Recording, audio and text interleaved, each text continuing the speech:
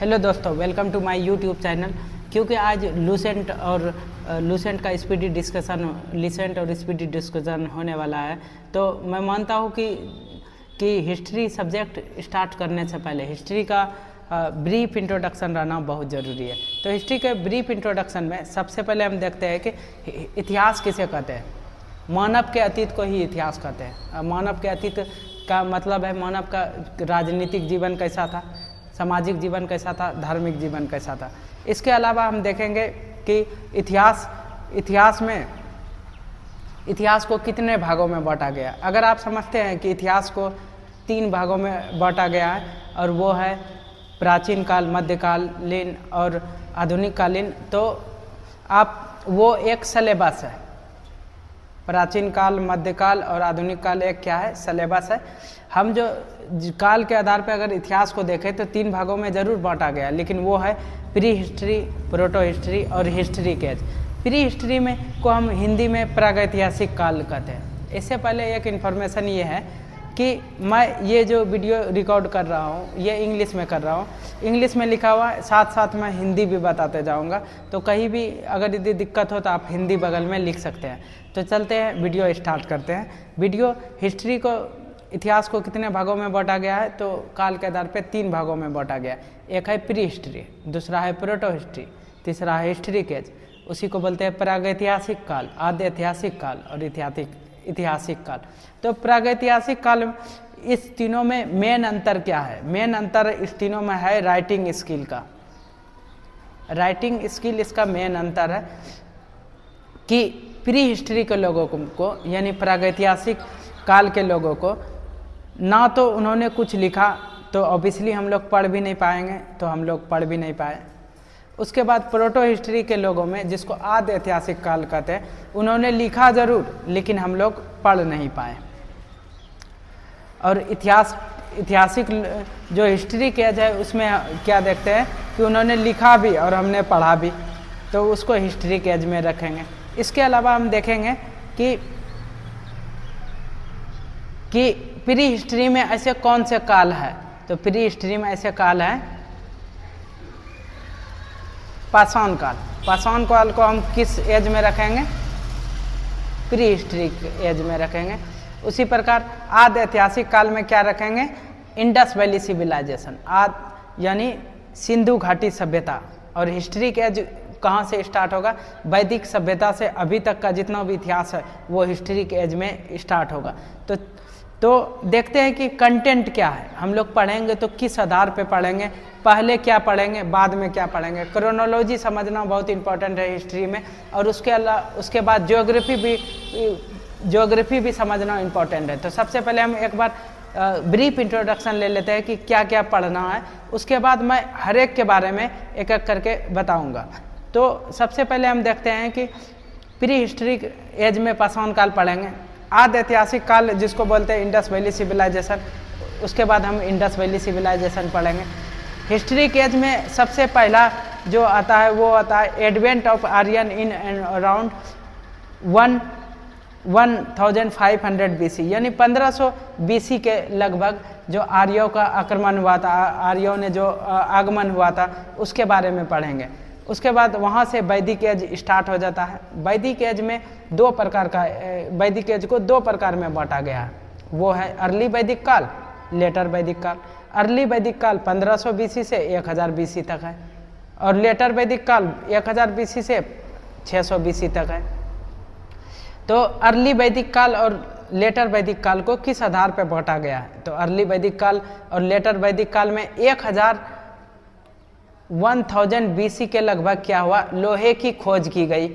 इसी के आधार पर पहली बार जब लोहे की खोज हुआ, लोहे का प्रयोग होने लगा, तो इसी आधार पर अर्ली वैदिक काल और लेटर वैदिक काल को डिवाइड कर दिया गया।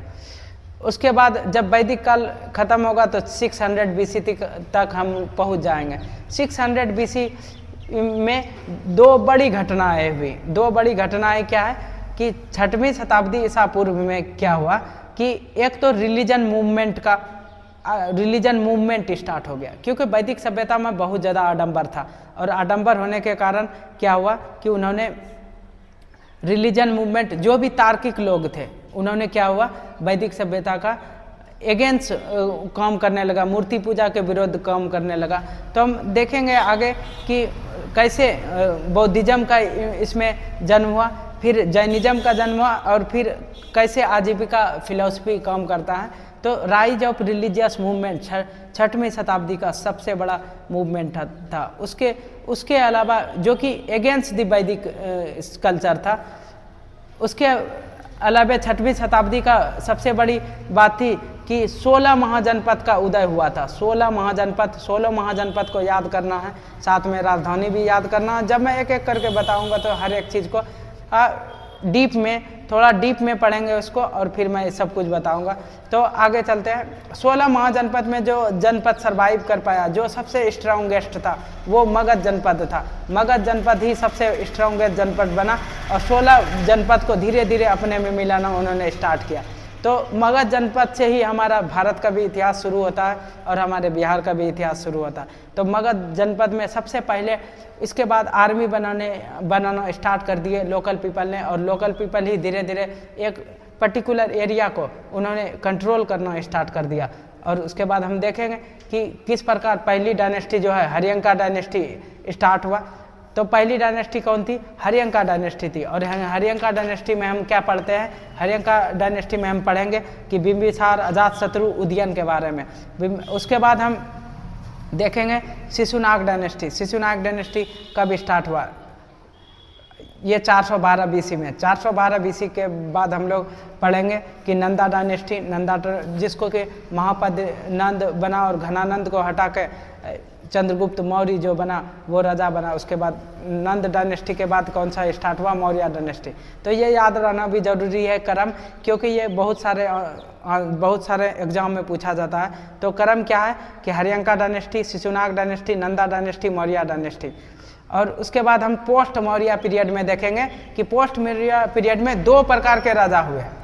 2 प्रकार के कौन कौन से राजा हुए कि यानी 185 बीसी में। एक तो वो जो आउटसाइडर थे, आउटसाइडर मतलब इंडो ग्रीक पीपल कहाँ से आए थे? ग्रीस से आए थे, वो आउटसाइडर थे। और एक वो जो कि अपने भूभाग के राजा थे, जैसे मौर्य डायनेस्टी में सबसे पहले शुंगा डायनेस्टी बना, मौर्य डायनेस्टी के बाद शुंगा डायनेस्टी बना, शुंगा डायनेस्टी के बाद कन्वा डायनेस्टी बना, कन्वा के बाद सातवाहन डायनेस्टी बना, सातवाहन डायनेस्टी।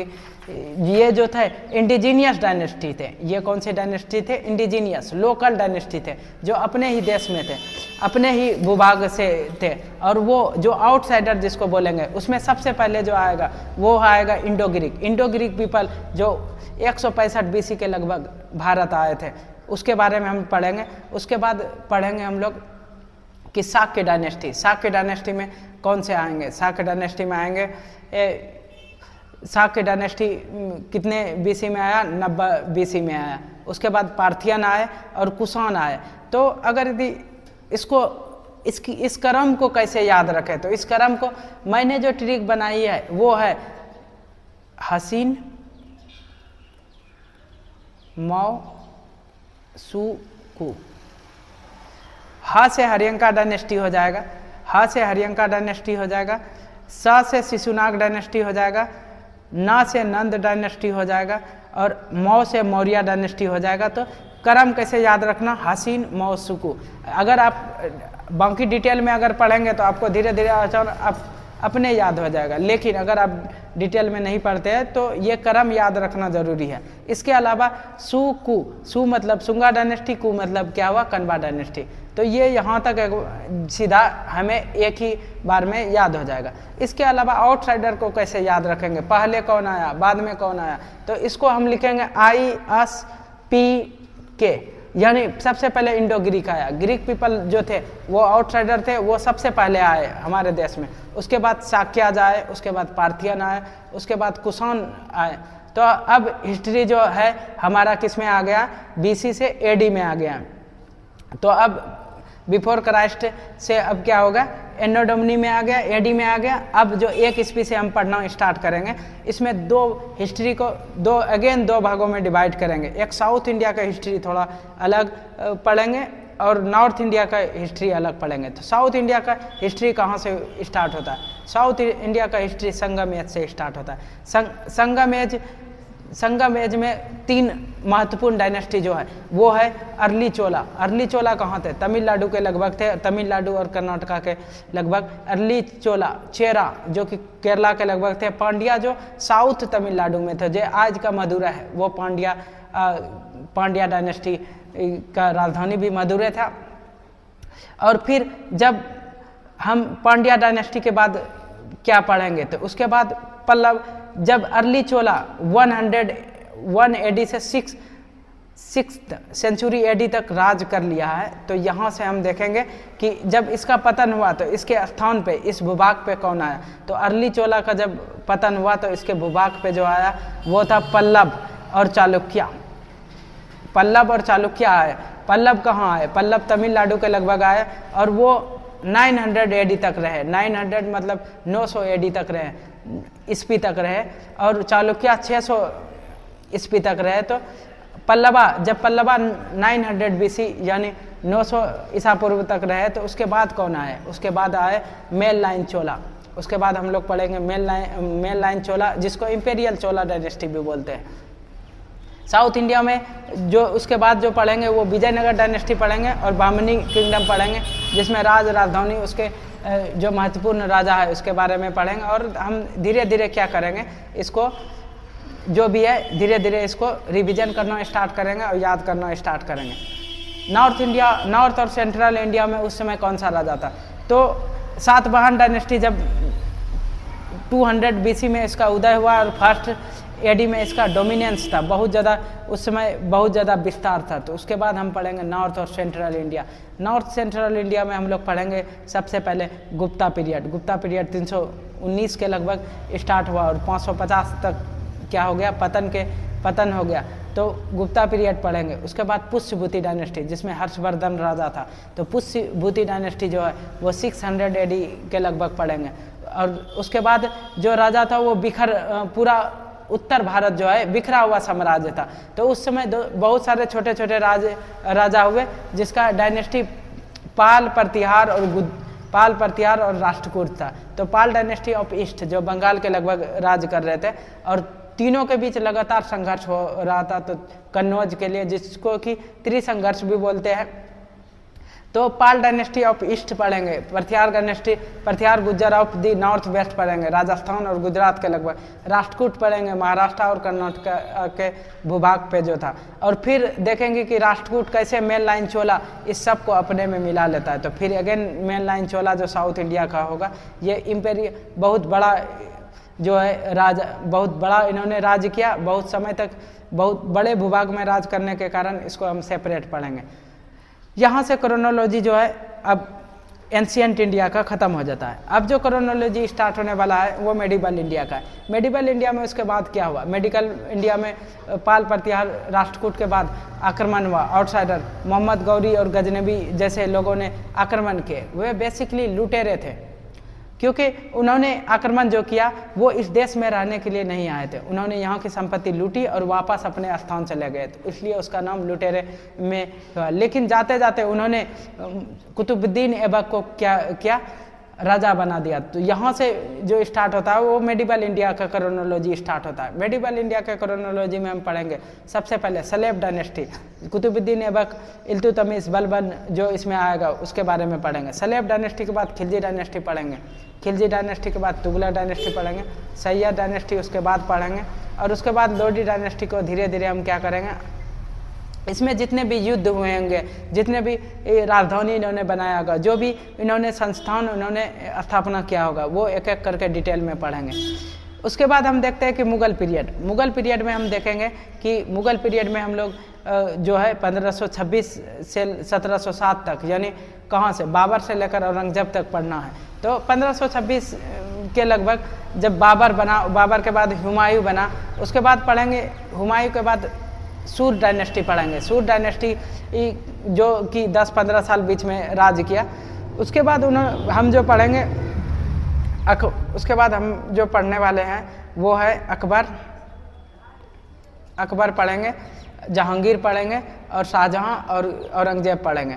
उसके बाद क्या हुआ, उसके बाद एडवेंट ऑफ यूरोपियन, पुर्तगाल आ गए, अंग्रेज आए, फ्रांसीसी आए, डच आए, तो इसके बाद एडवेंट ऑफ यूरोपियन हुआ, जिसके बाद कि आधुनिक भारत क्या हो जाता है, स्टार्ट हो जाता है।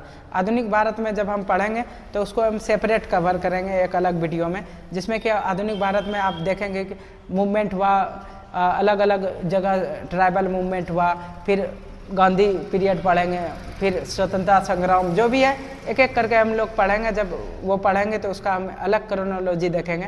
तो यहाँ तक हमारा एक ब्रीफ आइडिया था एंशिएंट हिस्ट्री का, साथ में ही एंशिएंट हिस्ट्री के बाद मेडिवल इंडिया में क्या क्या पढ़ेंगे। इसके अलावा कुछ डायनेस्टी जो छूट जाता है, जैसे इक्ष्वाकु डायनेस्टी, वो डायनेस्टी था। जब सातवाहन पढ़ेंगे तो साथ में इक्ष्वाकु डायनेस्टी भी पढ़ेंगे। उसके अलावा मराठा भी पढ़ लेंगे। जब हम लोग औरंगजेब पढ़ेंगे तो मराठा डायनेस्टी भी पढ़ लेंगे कि किस प्रकार मराठा डायनेस्टी ने पूरे इंडिया में होल डोमिनेंस करके रखा था। उसके बाद हम लोग पढ़ेंगे कि मराठा डायनेस्टी के बाद हम लोग जो छूट, अगेन इसमें से बहुत सारा ऐसा चीज़ है जो कि कश्मीर का भी सेपरेट इतिहास कवर किया जा सकता है, जिसमें कि करकाटा डायनेस्टी पढ़ेंगे। करकाटा डायनेस्टी के बाद उत्पाला डायनेस्टी पढ़ेंगे, और उसमें जो जो भी क्वेश्चन बनने वाले हैं और जो भी वो डिस्कशन आज से ही लूसेंट स्टार्ट हो रहा है। तो जो लोग भागलपुर में रह रहे हैं और भागलपुर के आसपास रहते हैं तो उनको वो उर्दू बाज़ार चौक हनुमान मंदिर के पास यहाँ डेली लूसेंट, और अभी जो चल रहा है लूसेंट, साथ में स्पीडी का डिस्कशन चलेगा, तो आप लोग ज्वाइन कर सकते हैं। अगर आप ऑनलाइन ज्वाइन कर सकते हैं तो ऑनलाइन ज्वाइन कीजिए, लेकिन अगर आप ऑफलाइन ज्वाइन कर सकते हैं तो आप निश्चित ही आए, यहाँ आकर डिस्कशन करें और अपने डिस्कशन, अपने तैयारी को और बेहतर बनाएं। थैंक यू, धन्यवाद। मिलते हैं अगले वीडियो में।